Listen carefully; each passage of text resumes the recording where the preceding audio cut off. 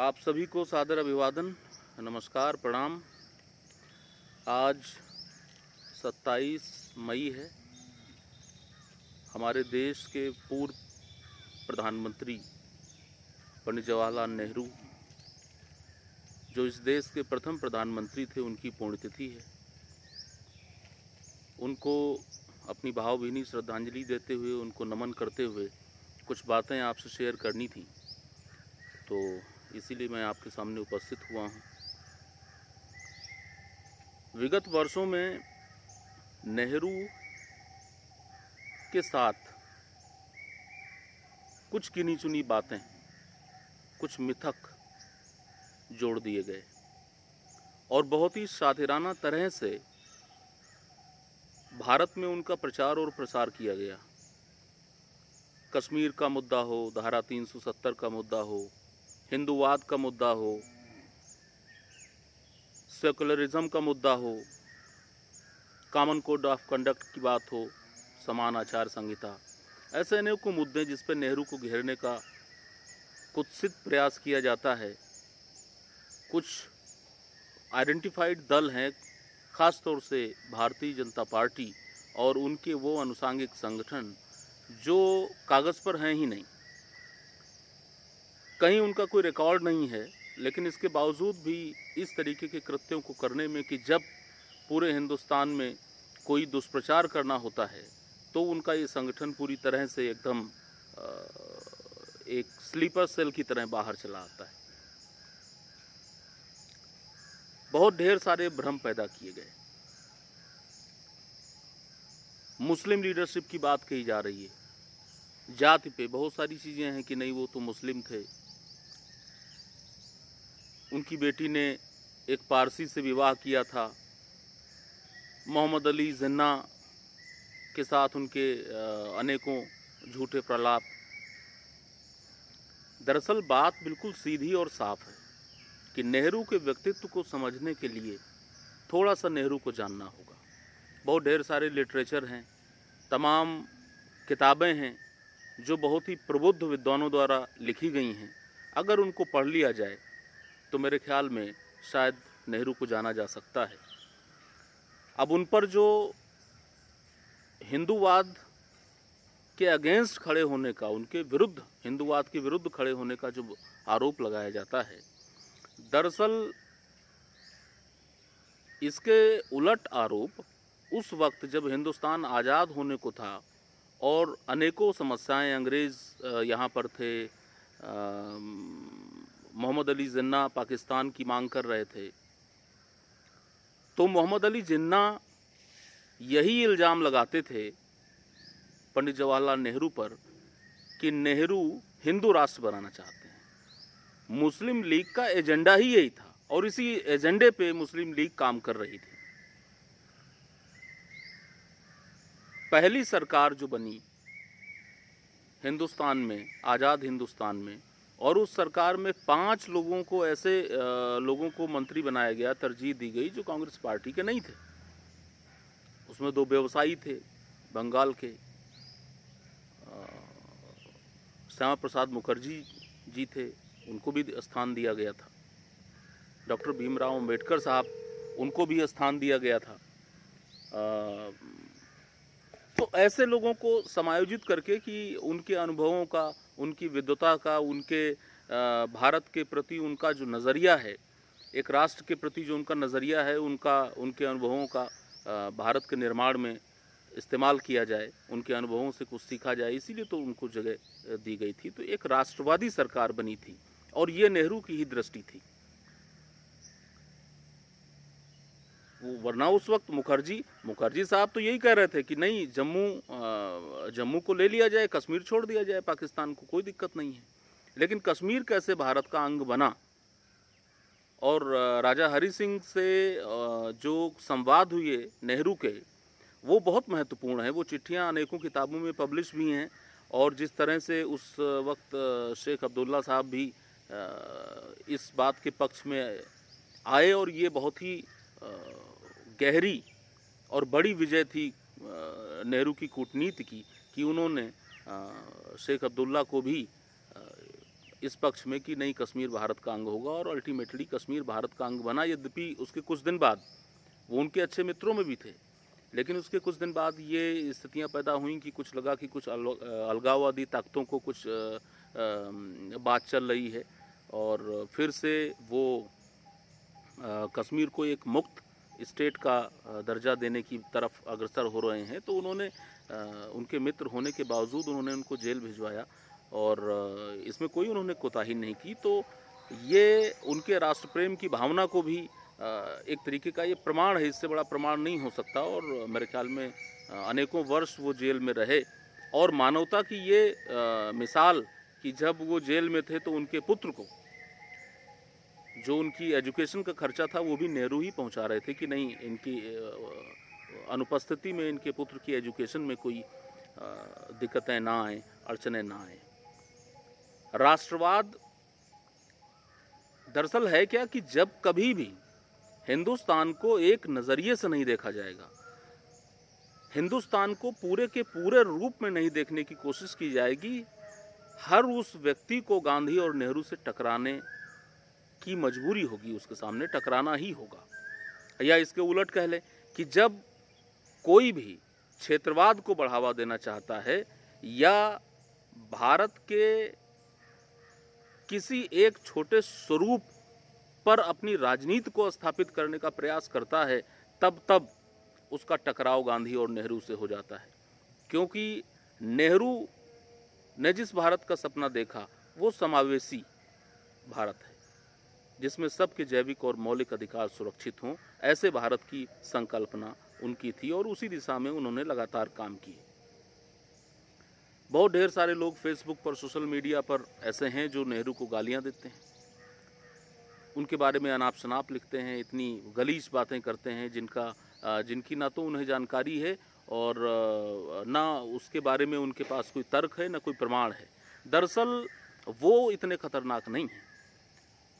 खतरनाक वो हैं जो इस तरह के प्लान बनाते हैं, इस तरह की योजनाएं बनाते हैं, एक नौजवानों के दिमाग में इस तरीके से जहर भरने का काम करते हैं और एक सिनेरियो बना देते हैं जिसके अंतर्गत वो उस जाल में फंस के, they all are totally innocent person, वो हमारे हैं, हमारे अपने हैं, उन्हें जानकारी ही नहीं है। मेरे अपने एक बड़े अभिन्न मित्र यहीं सीतापुर जनपद के, और वो कंप्यूटर साइंस के लेक्चरर हैं इस वक्त कानपुर में,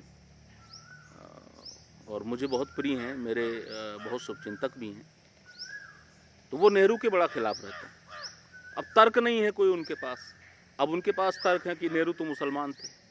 अब मुझे पता नहीं उन्होंने कितना इतिहास पढ़ा है। जब वो कंप्यूटर साइंस के लेक्चरर हैं तो जाहिर सी बात है कंप्यूटर तकनीकी एजुकेशन ही ली होगी। लेकिन अगर मैं उनसे पूछूं कि 21वीं शताब्दी के शुरुआत में ही उनको भारत में कंप्यूटर शिक्षा देने के लिए जो रोज़गार मिला, जो जॉब मिली, वो अचानक से तो नहीं मिल गई होगी। उसके पीछे बहुत ढेर सारे लोग, बहुत विद्वानों ने कोई अपनी संकल्पना गढ़ी होगी, प्रोग्राम बनाए होंगे कि भारत के लोगों को, नौजवानों को इस तरह से रोज़गार मिले। तो ये वर्षों का कार्य है जो जिसके फलस्वरूप उनको जॉब मिली और वो लेक्चरर हैं, लेकिन फिर भी नेहरू को गालियां दे रहे हैं। ठीक है, ये उनकी अपनी समझ है, उन्हें जानकारी ही नहीं है। वरना तो आज की स्थिति देखिए आप कि सीटें निकल रही हैं, जगहें निकलती हैं, अखबार में उसके विज्ञापन आते हैं, लेकिन उसका कहीं कोई उस पर अमल होता नहीं दिखाई देता। कितने लोगों को रोज़गार मिला। वैसे तो हम लोगों के आसपास में ये सूचनाएं मिलती थी, हमारे अपने तमाम यार दोस्त मित्र, उनके घरों के जो यंगस्टर्स हैं उनके बारे में कि भाई फ़लाँ को नौकरी मिल गई बैंक में, फ़लाँ को रेवेन्यू डिपार्टमेंट में, फ़लाँ को कहीं कोई डॉक्टर बन गया, कोई कहीं कुछ। इधर तो कई वर्षों से ऐसी सूचनाएं बहुत कम मिल रही होंगी, और आप भी इस चीज़ को अगर देखेंगे तो अनुभव करेंगे, क्योंकि ये तर्क संगत बात है, ये आंकड़ों की बात है। और कम से कम इधर के 10 साल के आंकड़े अगर आप उनकी तुलनात्मक अध्ययन उनका करेंगे तो आप पाएंगे कि ये सही बात है कि इधर रोज़गार एकदम से कम हो गए। तो ऐसे ही लोग, वो पढ़े लिखे हैं, उनके पास डिग्री हैं, पोस्ट ग्रेजुएट हैं, हमारे बड़े अभिन्न मित्र, लेकिन वो नेहरू को गाली देते हैं, हिंदूवाद की बात करते हैं। तो ये लोग क्या कर रहे हैं? ये लोग भी तो वही कर रहे हैं। मोहम्मद अली जिन्ना ने यही आरोप लगाया कि नेहरू हिंदुस्तान को हिंदू राष्ट्र बनाना चाहते हैं, और ये लोग क्या कह रहे हैं कि नहीं, नेहरू मुस्लिम परस्त थे। तो जब वो चले गए और भारत का विभाजन हो गया, पाकिस्तान बन गया, तो वो वहाँ चले गए तो उनकी बात खत्म हो गई। अब दूसरे लोग आ गए, बोले कि नहीं, अभी तक वो हिंदू राष्ट्र बनाना चाह रहे थे, उनके ऊपर हिंदूवाद के आरोप लगे, और उसके बाद जब वो चले गए तब इन्होंने उनके ऊपर मुस्लिमवाद का आरोप लगाना शुरू कर दिया। इस वक्त वही क्रम चल रहा है। नेहरू एक विराट व्यक्तित्व थे। वो न हिंदूवादी थे न मुस्लिमवादी थे। वो एक ऐसे देश की परिकल्पना कर रहे थे, गढ़ रहे थे कि जिसमें प्रत्येक व्यक्ति, किसी धर्म का हो, किसी जाति का हो, किसी समुदाय का हो, लेकिन सबके जैविक और मौलिक अधिकार सुरक्षित हों, सबको रोज़गार मिले, सबको रोटी और कपड़ा मकान मिले। ऐसे भारत की, ऐसे देश की संकल्पना करके उस दिशा में आगे बढ़ रहे थे। नेहरू को समझना इतना आसान नहीं है, थोड़ी तो मेहनत करनी होगी। राष्ट्रवाद की बड़ी बात चल रही है। आप राष्ट्र विरोधी हैं, आप राष्ट्रवादी हैं। क्या राष्ट्रवाद है? राष्ट्रवाद है क्या? राष्ट्रवाद किसी भी देश में अगर आप धर्म के आधार पे, जाति के आधार पर अगर आप कोई भी कदम आगे बढ़ाएंगे तो आप, जाहिर सी बात है, आप राष्ट्रवादी नहीं हो सकते। राष्ट्रवाद अलग बात है, राष्ट्र प्रेम, राष्ट्र का निर्माण, ये अलग बात है। तो हमारा आज उनकी पुण्यतिथि पे यही आप सबसे अनुरोध है कि राष्ट्र प्रेमी बनिए, राष्ट्र का निर्माण करिए, उसके निर्माण में अपनी भूमिका को सुनिश्चित करिए, बजाय इस तरह की छोटी छोटी सी बातों में, आरोप प्रत्यारोप में, घटिया और वाहियात बातें जो कुछ लोगों द्वारा ऐसे विराट व्यक्तित्व को, क्योंकि टकराव तो होना ही था, क्योंकि कोई विकल्प नहीं था। जब आप भारत को भारत के स्वरूप में नहीं देखेंगे तब आप गांधी से और नेहरू से टकराएंगे, और ये आपकी मजबूरी होगी। और उसी मजबूरी के तहत आप देखिए कितने क्षेत्रीय दल, और जितने भी क्षेत्रीय दल, ओवैसी भी तो कांग्रेस को और कांग्रेस लीडरान को गालियां दे रहे हैं। उनका राष्ट्रवाद क्या है? अनेकों क्षेत्रीय दल हैं, कुछ एमएलए लेके, हो सकता है बहुत सारे लोग मुख्यमंत्री भी बन गए, लेकिन उन्होंने क्या नवाचार किया वहाँ पर? वो कुछ नहीं कर पाए, क्योंकि उनकी दृष्टि, उनकी पूरी आइडियोलॉजी ही गड़बड़ है। वो आइडियोलॉजी राष्ट्रवाद की नहीं हो सकती। अनेकों ऐसे लोग थे कि कभी नेहरू और पटेल को आपस में लड़ाने की बात होती है, कभी गांधी और भगत सिंह को आपस में लड़ाने की बात होती है। इस तरीके की तमाम सोशल मीडिया पे चलन है कि वहाँ तो वे कुतर्कों का पूरा ढेर है, ना कोई है, स्क्रीनशॉट कहीं से उठाया, कहीं पेस्ट कर दिया। अब ये सारी चीज़ें चल रही हैं, लेकिन नेहरू, गांधी, पटेल, भगत सिंह, चंद्रशेखर आज़ाद, इन सारे लोगों में एक बात कॉमन थी, और वो ये थी कि ये भारत को आज़ाद कराने की दिशा में तेज़ी से आगे बढ़ रहे थे, और सबकी ये इच्छा थी कि अंग्रेजी हुकूमत हिंदुस्तान से समाप्त हो जाए। तो यहाँ पर तो उनका एक कॉमन एजेंडा था। लेकिन जो लोग इन सबको आपस में ही लड़ाने की बात कर रहे हैं, उनका एजेंडा क्या था? वो कहाँ थे? उनके एजेंडे में तो हिंदुस्तान की आज़ादी नहीं थी। वो तो two nation in single state जैसी कुछ बातें कर रहे थे। तो इस बात को भी बहुत गंभीरता पूर्वक समझना चाहिए कि वो सारे लोग जो अंग्रेज़ों के खिलाफ एकजुट थे, ज़रूरी नहीं कि हर बात पर हर व्यक्ति की सहमति बन जाए, ये ज़रूरी नहीं होता। तमाम विरोध होते हैं, अनेकों विरोध पटेल साहब के और इनके नेहरू जी के भी रहे, पटेल जी के और गांधी जी के भी रहे, अनेकों विरोध रहे। तो विरोध स्वाभाविक है। जहाँ पर बात होगी, जहाँ पर इंसानियत है, जहाँ पे इंसान है और जहाँ पे अपनी बात को कहने की आज़ादी है, तो वहाँ पे विरोध तो होंगे ही। और स्टेट क्या है, राज्य व्यवस्था संचालन क्या है? राज्य व्यवस्था संचालन कोई स्कूल नहीं है कि उसका मुख्यमंत्री या प्रधानमंत्री जो है वो हेडमास्टर है और वो डंडा लिए खड़ा है कि नहीं ये करो और ऐसा ना करो, एनफोर्समेंट करके कोई काम कराए, ऐसा नहीं है। राज्य व्यवस्था संचालन स्टेट की परिकल्पना ये है कि किसी के अधिकारों में जो आधारभूत अधिकार हैं उनमें किसी का कोई एनक्रोचमेंट ना हो, उनमें कोई भी व्यक्ति इस तरह से एक दूसरे को पीड़ित ना कर सके, झगड़े ना हो, हत्याएं ना हो, राइट्स ना हो। यहाँ पे स्टेट की परिकल्पना है। स्टेट इसलिए होता है और स्टेट सबको स्वतंत्र रूप से एक आंख से देखता है। स्टेट इसलिए नहीं होता कि वो अमुक जाति की बात करे और अमुक जाति की बात ना करे, अमुक धर्म की बात करे और अमुक धर्म की बात ना करे। तो फिर कहाँ स्टेट रह गए और फिर राष्ट्रवाद कहाँ रहा? क्योंकि राष्ट्र है ही क्या?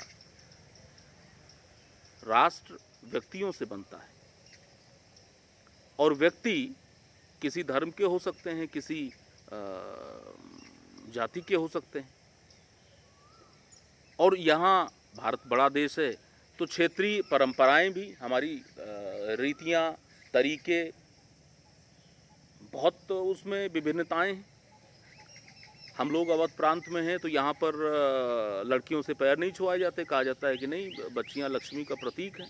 पूर्वांचल में चले जाइए तो वहाँ पर बच्चियाँ जो है पैर छूती हैं, अपने भाइयों के, बड़े भाइयों के, अपने माता पिता के पैर छूती हैं। तो ये एक उनकी एक क्षेत्रवाद है जहाँ पे अपने हिंदू ही धर्म है और ब्राह्मण्स में भी है। तो एक धर्म और एक जाति, लेकिन उनके तरीके अलग अलग हैं। हम लोगों के यहाँ जो है अगर कोई लड़की कोई पैर छू ले तो वो कहा जाता है नहीं नहीं वो लक्ष्मी का रूप है, हम तो पाप के भागी हो जाएंगे। तो इस तरीके से अनेकों बातें जो नेहरू के बारे में दिग्भ्रम पैदा किए गए नौजवानों के मन में, ख़ास तौर से क्योंकि इधर मेरे ख्याल में तकरीबन 20 वर्ष से तकनीकी शिक्षा की तरफ लोगों का आकर्षण हुआ, साइंस स्ट्रीम की तरफ आकर्षण हुआ, तो इतिहास से दूरी बनती चली गई। इतिहास को लोग जानते नहीं, पढ़ाई नहीं। तो वो इतिहास जाने जो कुछ लोगों ने उन्हें दिखाया और उस पर स्टैंड कर गए कि नहीं साहब अमुक व्यक्ति तो ऐसे थे, उन्होंने तो ये किया था, उन्होंने ऐसा था नहीं। ये एकदम निहायत आधार विहीन बातें हैं जिनके ना तो कोई प्रमाण है ना तो कोई तर्क है। एक घोड़ा होता है तांगे में जो बांधा जाता है तो उसके साइड में पट्टियाँ लगा दी जाती हैं और सामने घास लगा दी जाती है और वो दौड़ता रहता है दिन भर कि वो आगे बढ़ेगा तो घास मिलेगी और उसे कुछ दिखाई नहीं देता। इस तरीके से जो ये रूमरिस्ट हैं कि जो अफवाहों को फैलाने में अपनी भूमिका को निभाते हैं, उनके आँखों पर वैसी ही कुछ पट्टी बांधी गई है, मुझे ऐसा लगता है। और मुझे लगता है कि हर कोई व्यक्ति जो नेहरू का पक्षधर है अथवा नेहरू का विरोधी है, उसे नेहरू को पढ़ना तो चाहिए। आप विरोध करिए, लेकिन विरोध भी तर्क संगत होना चाहिए। विरोध ऐसा नहीं होना चाहिए कि उस विरोध में कोई दम ही ना हो। कोई दूसरा व्यक्ति कह रहा है इसलिए आप कहिए कि नहीं वो गलत हैं या कोई गलत है। ऐसी धारणाएं बनाना, इसका मतलब है व्यक्ति का अपना कोई अस्तित्व तो नहीं है। तो मुझे लगता है कि थोड़ा बहुत अध्ययन कर लेना चाहिए, कुछ उनकी किताबें। जो अब कोई नेहरू का विरोधी है तो हो सकता है सुभाष चंद्र बोस का विरोधी ना हो, तो सुभाष चंद्र बोस के प्रति अगर उनकी सद्भावनाएं हैं, सम्मान है, तो सुभाष चंद्र बोस की पुस्तक पढ़ ले। अगर कोई गांधी को गलत मानता है तो भगत सिंह को हो सकता है वो उनका फ़ैन हो, उनको जस्टिफाई करता हो, तो भगत सिंह की कोई पुस्तक पढ़ ले। तो उससे भी तमाम इस तरह की बातें आ जाएंगी कि नहीं भाई भगत सिंह ने अगर कहा है तो सही कहा होगा। तो आप वो पढ़ लीजिए जिस व्यक्ति को आपके मन में, जिस व्यक्ति के बारे में अच्छी धारणा है, आप उसी की पुस्तक पढ़ लीजिए, तो भी मुझे लग रहा है कि सत्य के काफ़ी करीब जाया जा सकता है। अभी तो वर्तमान समय में तो एक ऐसी स्थिति चल रही है कि जिसमें पता नहीं कौन से राष्ट्रवाद की बात हो रही है, पता नहीं किस तरफ हम जा रहे हैं, और धीरे धीरे करके एक विषमताएं पैदा होती चली जा रही हैं। समाज डिवाइड होता चला जा रहा है, झुंड बन रहे हैं, और हर कोई अपनी जगह पे भयभीत है अपने अपने अधिकारों को लेकर, अपने मौलिक अधिकारों को लेकर कि वो उसके स्वतंत्र रह पाएंगे कि नहीं रह पाएंगे। इस तरीके की जब भी असुरक्षा की भावना फैलती है तो ये माना जाना चाहिए कि जो राज्य व्यवस्था संचालन है वो सुचारू रूप से नहीं चल रहा है। यही कुछ बातें करनी थी आज नेहरू जी की पुण्यतिथि पर, तो मन में था वो आपसे शेयर किया। वैसे कृत्य ना किए जाएं जैसे कि इतिहास में हो गए और जिनके हमें गंभीर परिणाम भुगतने पड़े।